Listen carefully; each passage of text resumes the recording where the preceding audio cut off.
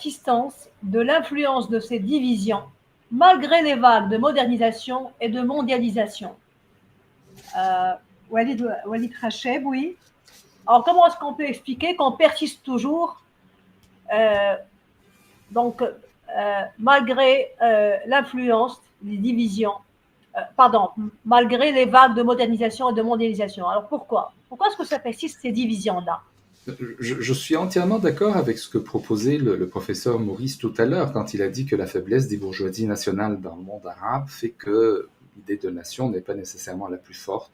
Ce qu'on a besoin, si l'on suit le modèle de l'expérience européenne, c'est la bourgeoisie nationale qui va finalement être le ciment de ce qu'on appelle une nation et un État-nation. Euh, il voudra peut-être élaborer expliquer davantage son idée.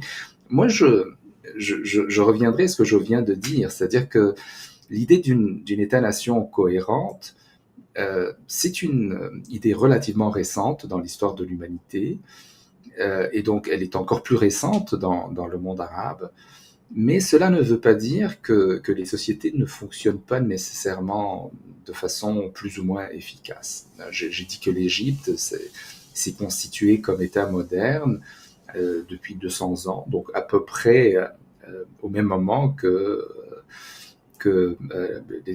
pas au même moment que les États-Unis, mais très peu de temps après la création des États-Unis.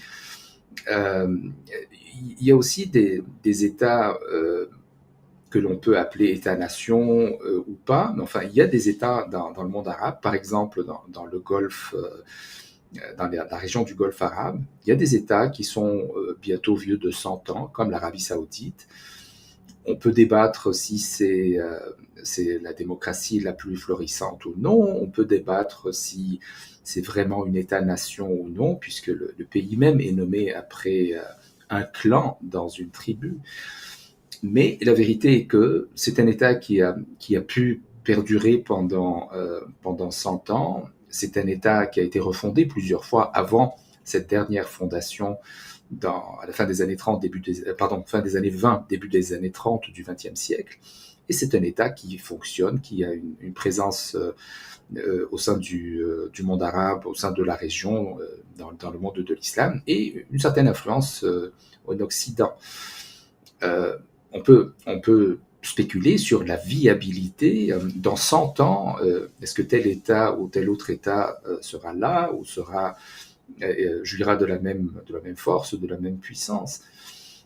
Mais ce qui, à mon avis, explique la faiblesse qu'on perçoit dans certains États, encore une fois dans le Golfe, il y a de petits États dans le Golfe, qui sont souvent constitués autour d'une tribu ou d'un clan, avec une petite bureaucratie nationale qui vont généralement s'occuper de l'armée, des services de sécurité, et puis une très grande population, entre guillemets, importée. Les petits Émirats du Golfe sont un exemple qui peut nous permettre de dire que peut-être que le modèle de l'État-nation n'est pas le plus approprié pour comprendre le fonctionnement de ces États. Mais ces États-là fonctionnent, ont beaucoup de succès, ont une présence internationale. Le cas des Émirats arabes unis, encore une fois, est intéressant. C'est un État vieux d'un peu plus de 50 ans. Ça fonctionne. On peut critiquer ou ne pas critiquer. Mais à mon avis, c'est la preuve que on n'a pas besoin nécessairement d'une bourgeoisie nationale pour qu'un État fonctionne.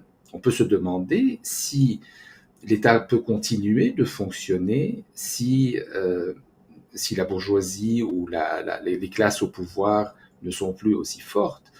Mais un État comme les Émirats arabes unis, ça fonctionne parce que, au lieu d'avoir une bourgeoisie nationale qui constitue, mettons, le ciment de la société, il y a un clan qui joue ce rôle-là.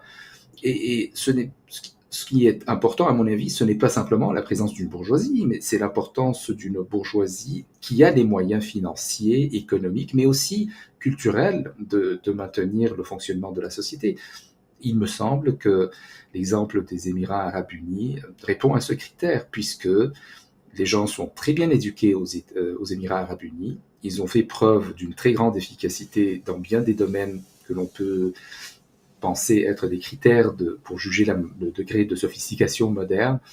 Hein, leur armée de l'air, par exemple, d'après ce qu'on lit, est très efficace. Leur économie est très efficace. Ils sont arrivés à déjouer les problèmes des crises du capitalisme mondial, notamment au début du 21e siècle.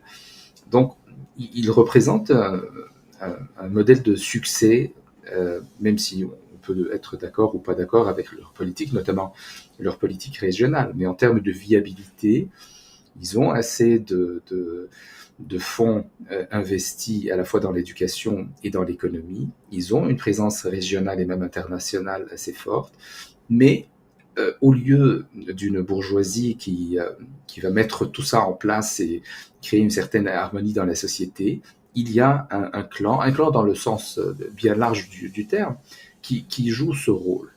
Évidemment, on ne peut pas savoir si un jour les relations claniques vont se défaire ou si elles ne vont plus être le seul garant de la cohérence du pays. Mais en tout cas, ça marche depuis 50 ans. C'est à peu près, encore une fois, c'est un petit peu plus jeune que d'autres États dans la région qui sont nés autour de la moitié du XXe siècle et qui continuent de prospérer.